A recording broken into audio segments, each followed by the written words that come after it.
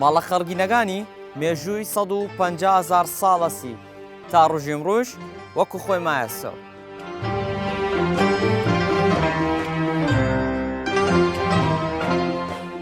ئاوای مێخاس مێژووەکەیرا زیاتر لە 150 ساڵ چدەوە.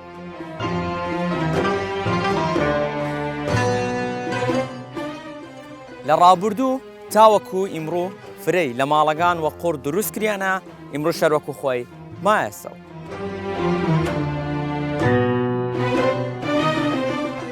ئاوای مێخاس شوونە عەشیرەتێک کاکەییە کە خاوەن کلتور و ڕەسەنایەتی خۆیانە.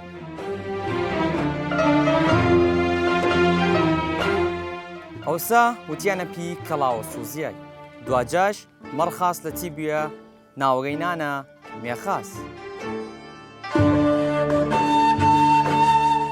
فرەی مردمەکەی پشتوە گشت و کاڵ بەسانە تا ڕۆژی ئەمڕۆژ هەمان شێوە پشتوەپی بەسن.